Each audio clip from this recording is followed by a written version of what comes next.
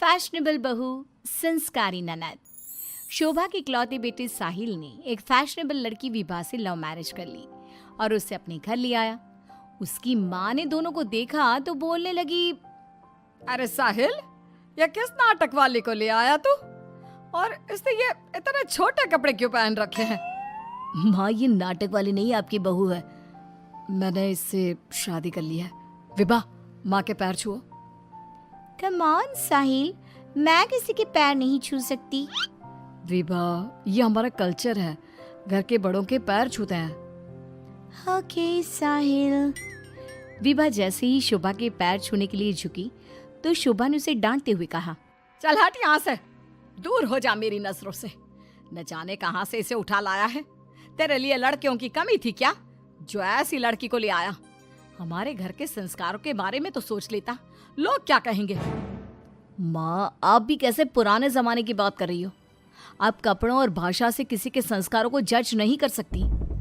साहिल ने अपनी माँ को समझाने की बहुत कोशिश की, लेकिन वो कहाँ कुछ मानने वाली थी।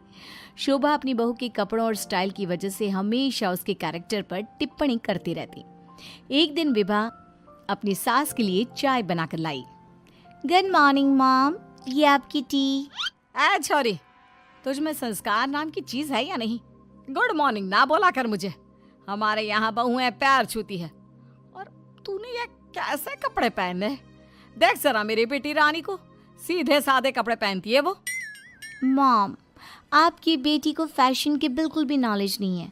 उसी तो आप तंबू भी दे देंगी ना तो वो तंबू भी पहन लेंगी।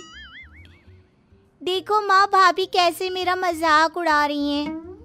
रानी, मैं तुम्हारा मजाक नहीं उड़ा रही, मगर जरा देखो खुद को, कैसी लग रही हो। तुम्हें फैशन का बिल्कुल भी सेंस नहीं है। कुछ तो लड़कियों वाली हरकतें किया करो। चलो कोई बात नहीं, मैं आ गई हूँ ना, सब सिखा दूंगी। इतना कहकर विभा वहां से चली जाती है और रानी सोचने लगती है, भाभी आपने मेरा मजाक उड़ाकर अच्छा नहीं किया। अब देखो मैं कैसे आपको इस घर से बाहर निकालती हूँ। अब रानी हर समय अपनी भाभी की कमियां ढूंढने में लगी रहती। रानी की माँ तो विभा से नफरत करती ही थी, लेकिन घर से निकालने के लिए जरूरी था कि साहिल भी विभा से नफरत करे। एक दिन घर में पूजा हो रही थी। घर के सभी सदस्य पूजा में शामिल हुए, लेकिन विभा नहीं हुई। जब पूजा खत्म हुई तो रानी ने कहा, भैया, माना कि भाभी फैशनेबल हैं, लेकिन इसका मतलब ये तो नहीं कि वो भगवान में बिल्कुल आस्था ना रखे। उन्हें पूजा में तो आना चाहिए था ना। हाँ बेटा, तूने अपनी मर्जी से शादी तो कर ली, अब अपनी मॉडल बहू को घर के तौर तरीके तो सिखा दे। अपनी बहन और माँ की बात सुनकर साहिल विभा के पास गया और उससे कहने लगा, विभा, आज घर में पूजा थी, तुम क्यों नहीं आई पूजा में? पता है लोग कितनी बातें बना रहे थे। माय डियर हस्बैंड, इतना गुस्सा क्यों हो रहे हो? जरूरी नहीं कि भगवान को खुश करने के लिए पूजा में शामिल होना पड़े। जब भगवान को दिल से याद कर लो ना तो बस उसी समय होगी उनकी पूजा। विभा, तुम शब्दों के जाल में मुझे मत फंसाओ। मैं जानता हूँ तुम इन सब चीजों को नहीं मानती, लेकिन तुम माँ की खुशी के लिए ही चली जाती। कम ऑन डार्लिंग, तुम तो छोटी सी बात को खींच रहे हो। मुझे पूजा में जाने से कोई प्रॉब्लम नहीं थी। मुझे किसी ने बताया ही नहीं पूजा के बारे में। अगर माया रानी बता देती तो मैं चली जाती। इसी तरह दोनों में काफी देर तक बहस चलती रही। अब विभा की ननद और सास किसी न किसी बात पर दोनों का झगड़ा करवाती रहती। जो भी शोभा के घर आता तो वो उसके सामने अपनी बेटी और बहू की तुलना करती। एक दिन उनके घर पर उनकी पड़ोसन आई। शोभा बहन, कैसी हो? कहाँ है आपकी फिरंगी बहू? अरे घूम रही होगी आधे कपड़े पहनकर कहीं। जब से आई है जीना हराम कर दिया है। शोभा बहन, वैसे जो भी हो, आपके बेटे साहिल ने ऐसी लड़के से शादी करके सही नहीं किया। आपके घर में सब कितने संस्कारी हैं। आपने अपनी खुद की बेटी की कितनी अच्छी परवरिश की है, और आपकी बहू, उसके तो पूरे मोहल्ले में चर्चे हैं। हाँ बहन, बात तो सही कह रही हो। एक मेरी बहू है जिसे ना बात करने का तरीका आता है, ना कपड़े पहनने की तमीज़ है, और एक मेरी बेटी है, संस्कारी, सुंदर, सुशील, सर्वगुण संपन्न है मेरी बेटी। आप तो जल्द से जल्द बस अपनी बेटी की शादी करने के बारे में सोचो।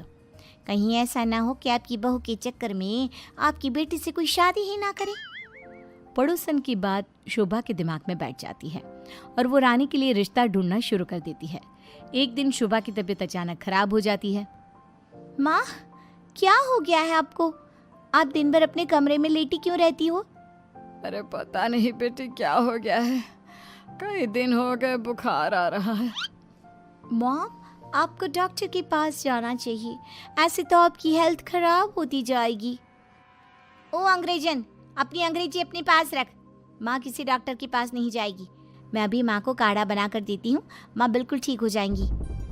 लेकिन रानी, डॉक्टर ब्लड टेस्ट करके बता देगा कि मॉम का फीवर क्यों नहीं उतर रहा। इसी तरह कई दिन हो गए। शोभा का बुखार उतरने का नाम नहीं ले रहा था और रानी उन्हें डॉक्टर के पास जाने नहीं दे रही थी। एक दिन विभा रानी को बिना बताए शोभा को डॉक्टर के पास ले गई। शोभा को 4-5 दिन हॉस्पिटल में रहना पड़ा। इसी बीच विभा ने अपनी सास की बहुत देखभाल की, लेकिन रानी एक बार भी अपनी माँ से मिलने नहीं आई। बहू, मेरी इतनी ज़्यादा तबीयत खराब थी, लेकिन रानी मुझसे एक बार भी मिलने नहीं आई। डोंट वरी मॉम, घर में कोई नहीं है ना, तो वो घर में ही रहती है। अब डॉक्टर ने बोला है कि आप घर आ सकती हैं, तो आप ज़्यादा सोचिए मत। अब शोभा को पहली बार अपनी बेटी और बहू के संस्कारों के बीच का अंतर पता चला। शोभा अपनी बहू को प्यार करने लगी। एक दिन शोभा ने विभा से कहा, बहू, आज शाम को लड़के वाले रानी को देखने आ रहे हैं। रानी और तुम बाजार चली जाओ, खाने का कुछ सामान और रानी के लिए अच्छी सी साड़ी लेकर आना। माँ, मैं भाभी के साथ नहीं जाऊंगी। वो साड़ी दिलाने की जगह कोई स्कर्ट या जींस दिलाकर ले आएंगी। बहू, तो इसे साड़ी ही दिलाकर लाना, ठीक है? Okay mom. रानी और विभा मार्केट के लिए निकल जाती हैं, लेकिन रास्ते में बहुत ट्रैफिक था। पूछने पर पता चला कि एक कार का एक्सीडेंट हो गया है। विभा और रानी ने कार के पास जाकर देखा तो एक लड़का बहुत बुरी तरह से जख्मी पड़ा था। कोई उसकी मदद नहीं कर रहा था। लोग खड़े होकर बस तमाशा देख रहे थे।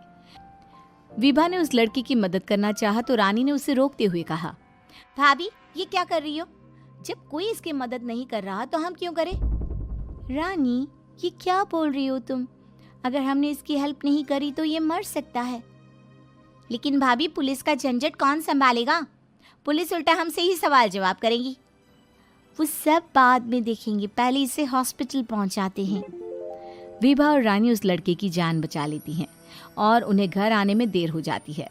शोभा उनसे पूछती है, तुम दोनों को इतनी देर क्यों हो गई आने में? देखो शाम होने वाली है, लड़के वाले किसी भी समय आते होंगे। माँ, आपकी लाडली बहू की वजह से देर हो गई। मुझे आज पता चला भाभी को समाज सेवा का शौक भी है। रानी ने पूरी बात अपनी माँ को बता दी। शोभा ने बहू को डांटने की जगह उसकी तारीफ की। वो तीनों बात कर ही रहे थे, तभी साहिल वहां आकर कहता है, माँ, जो लड़का रानी को देखने आने वाला था उसका एक्सीडेंट हो गया है। क्या? ये तो बहुत बुरा हुआ। ठीक तो है ना वो? हमें जल्दी उसे देखने जाना चाहिए। माँ, वो ठीक है, उसके घर वाले बता रहे थे कि 2 लड़कियों ने उसे हॉस्पिटल पहुंचाया है। अगर वो उसे वक्त पर हॉस्पिटल ना लेकर जाते तो उसका बचना मुश्किल था। 2 लड़कियों ने? डार्लिंग, हमने भी आज एक लड़की का हॉस्पिटल पहुंचाया था। कहीं ये लड़का वही तो नहीं जो रानी से मिलने आ रहा था? सभी हॉस्पिटल पहुंचे तो ये लड़का वही निकला जिसकी जान विभा और रानी ने बचाई थी। सब ने दोनों की बहुत तारीफ की। रानी ने अपनी भाभी से माफी मांगते हुए कहा, भाभी, मुझे माफ कर दो। मैंने हमेशा आपको गलत समझा। अगर आप ना होती तो मैं कभी भी किसी अनजान आदमी की मदद ना करती। डोंट क्राई डियर, हमें अच्छे काम करते रहने चाहिए। साहिल दोनों की बात सुनकर कहता है, देखा रानी, मैं कहता था ना, संस्कार चरित्र में दिखाई देते हैं, कपड़ों और भाषा में नहीं। इसीलिए कभी किसी के कपड़े देखकर उसका कैरेक्टर सर्टिफिकेट नहीं बनाना चाहिए।